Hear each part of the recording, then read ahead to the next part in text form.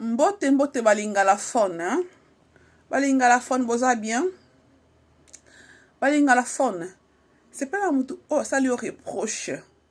Oh, ebisio souci na ye. Oh, ebisio, oh, ya moni ya mabe la kati na ye na yo. C'est pas la moutande wana. Du moment où moutanzo bana ango entre bino mbale ou entre bino trois ou en famille, supporter parce que azu courage. Po alingi bozala bien ngo lobi yango. Po muta mabe, hein? So monyo na mabe. Occupate etali etin zalaka bongo. Ana tina na otalo wana po anini zalaka bongo. Mais muto alingi yo la plupart hein, en grande partie bato balingaka biso basala biso reproche. Bon, reproche il y aura toujours en privé entre biso nous encore. Toujours bon en privé ou bien en famille, en privé voilà, famille 4, 5 ou en 2 entre nous. Pas na micro, pas na ba misa batu na ba zando ou bien na ba fête ou bien na ba non. En privé entre vous deux ou entre membres, hein, membres restreints quoi, hein, ma famille restreinte, bah, amis quoi, voilà, y'a rabongo. Ce que vous avez ça, la reproche, t'es malgré la erreur na yo, fais attention. À ça, la rencontre pour la nini. Sûrement parce qu'elle a tina na opétin.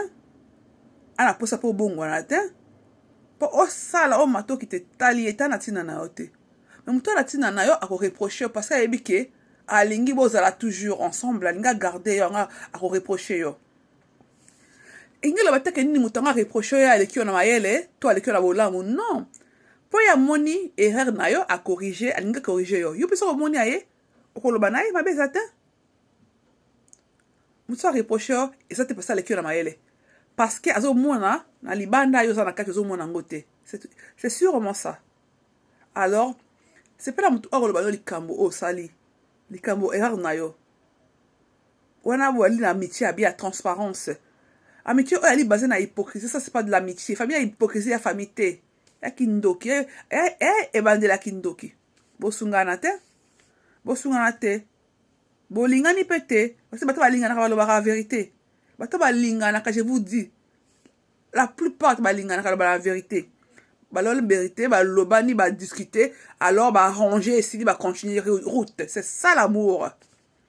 Oh, la balangate. Bolingani te. Ok? Merci. Bye.